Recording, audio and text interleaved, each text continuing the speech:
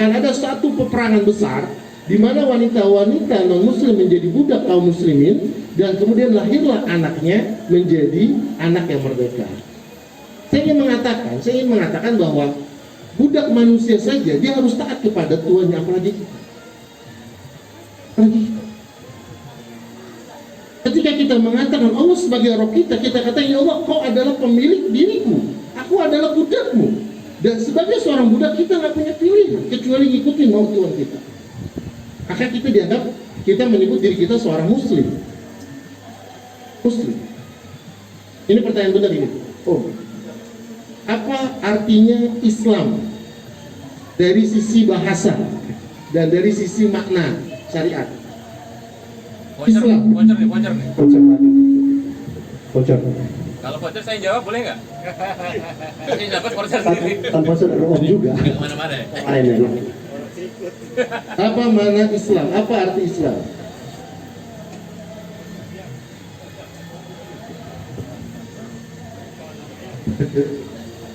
Kan kita muslim, Pak.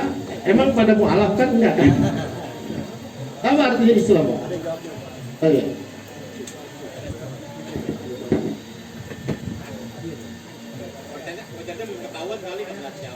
Iya. Udah sih saya jawab dah. Oh. Kejauhan Om. Islam artinya selamat. Islam artinya selamat. Yuslimu islaman. Aslama yuslimu islaman, Masya Allah benar, tapi aslinya bukan selamat, Pak. Aslama itu artinya menyerahkan. Jadi ya Nggak sah ya? Hah? Nggak sah ya? Salah kan? Jadi green choice-nya benar, Muslimnya salah. Arabnya benar, Indonesia salah. Iya, Pak. Jadi coba kita aslama menyerahkan. Berarti muslim orang yang sudah menyerahkan diri. Coba kita pahami, Pak. Orang yang sudah menyerahkan diri. Coba kita pahami. Seorang muslim berarti orang telah menyerahkan diri. Kemarin kita dengar tuh kasusnya Pak Sambo.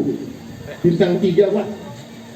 Ketika ketangkap menyerahkan diri dia menyerahkan, nggak bisa apa-apa. Dipakein baju kuning, protes nggak? Dikasih makan seadanya, protes nggak? Enggak. Nah, itulah orang muslim. Orang muslim itu orang yang nggak protes dengan ketentuan Allah. Apa puasa ya? Kita puasa. Nggak ada yang namanya tawanan. Orang sudah menyerahkan diri, dikasih baju kuning, gua nggak suka baju kuning, gua pengen pakai baju hijau aja. Nggak. Pakai seorang muslim ketika Allah mengatakan, kau harus pakai ini, kita harus pakai. Kau jangan makan ini, kita jangan makan ini. Kau harus begini, kita harus begini. Karena seorang muslim orang yang tidak memiliki kebebasan. Kenapa? Karena dia telah menyerahkan dirinya kepada Allah. Makanya ada sebuah istilah yang kurang tepat menurut saya. Ya, Islam artinya menyerahkan diri, sementara liberal artinya bebas. Pertanyaannya, ada nggak orang yang menyerahkan diri tapi bebas? Jadi istilah saja ini nggak tepat. Berarti nggak ada orang Islam itu yang liberal. Islam itu terikat dengan aturan Allah Subhanahu Wa Taala. Ini jamaah rahimani wa rahmatullah.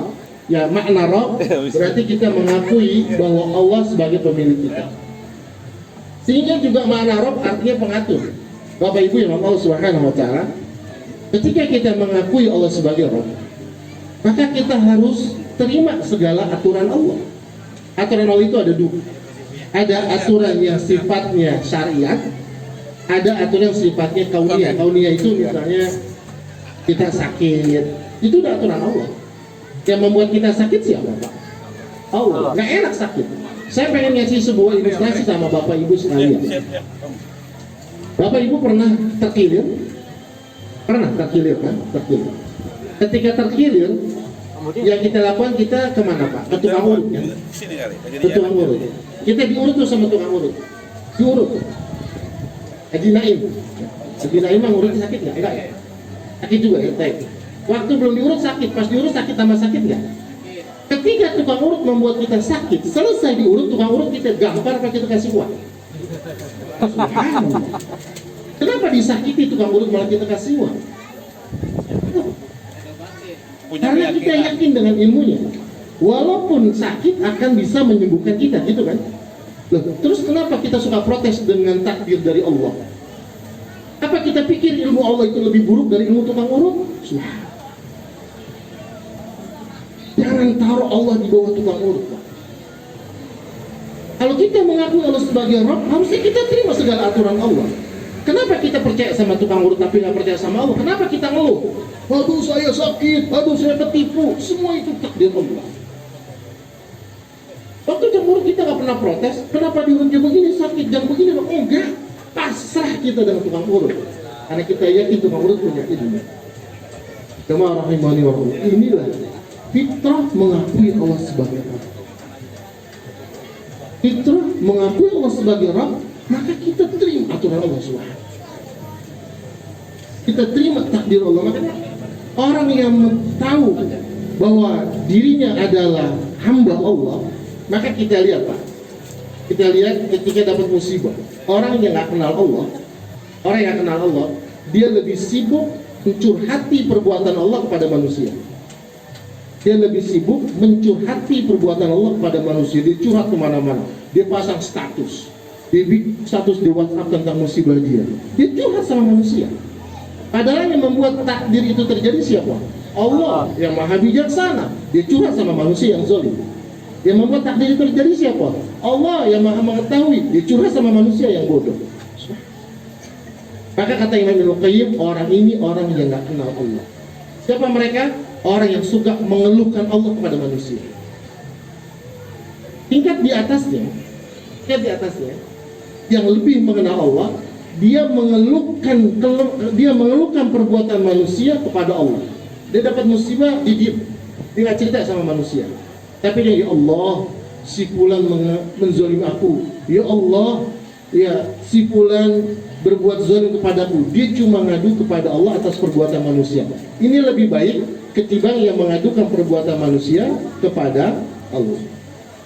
Tapi orang yang mengenal Allah dan dia mengenal dirinya, dia masuk pada tingkat yang ketiga. Apa? Dia mengerti bahwa musibah ini semua atas kebaikan Allah. Pasti baik. Maka dia nggak sibuk mengeluhkan perbuatan manusia kepada Allah, tapi lebih sibuk mengeluhkan kekurangan dirinya kepada Allah. Ya Allah, aku tahu Kau Maha Bijak. Aku tahu tidak ada sebuah musibah yang Kau berikan kepada manusia kecuali sesuai kemampuannya. Ya Allah, aku merasa berat ya Allah. Ya Allah, dengan ilmu-Mu kuatkan aku ya Allah untuk menghadapi musibah ini.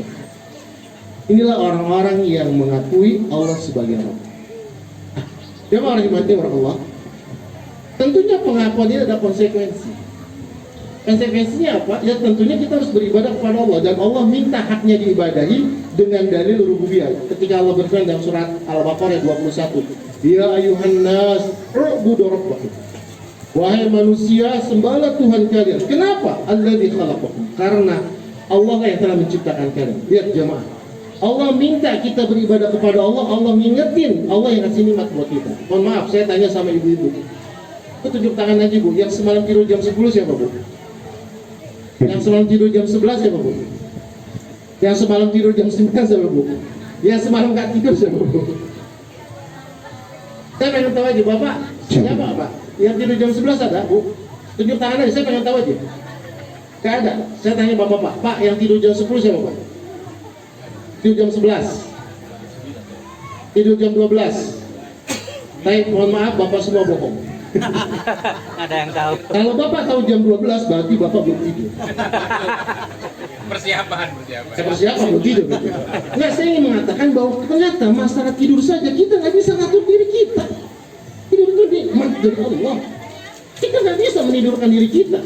Kalau kita bisa menidurkan diri kita enak banget Pak. Saya mau tidur jam 11, 10.58, 10.59, 11 tidur.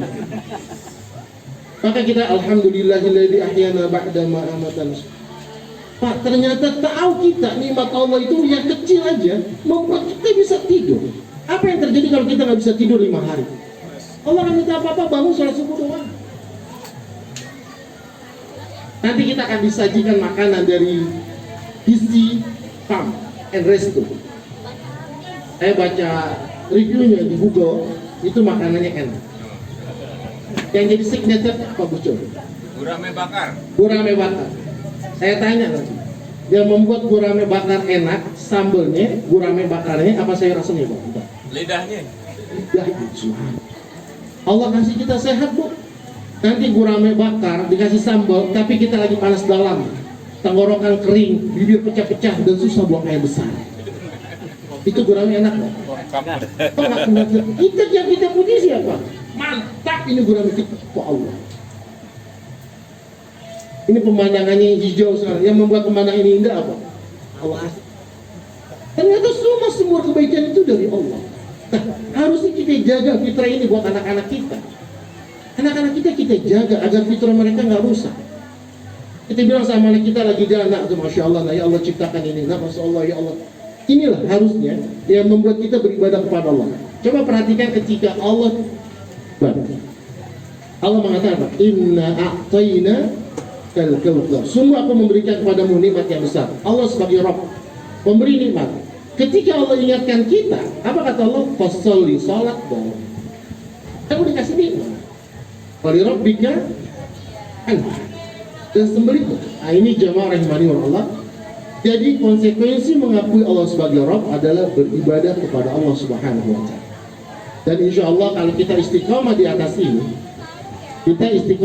ini, maka ujungnya adalah ketika kita sakratul maut, kita akan didatangi oleh malaikat yang kemudian memberikan kabar gembira dengan surga dan memberikan sebuah janji Allah akan menjaga keluarga kita dan memberikan sebuah perlindungan akan kehidupan kita di akhirat yang jauh dari kesusahan. Semoga Allah Subhanahu wa taala jadikan kita orang-orang yang mendapatkan taufik untuk menjaga ini, dan Allah berikan kita kesempatan untuk mendapatkan kabar gembira ketika kematian kita sehingga kita mati dalam kondisi husnul khatimah. Wallahu a'lam bishawab. Ini mungkin yang bisa saya sampaikan.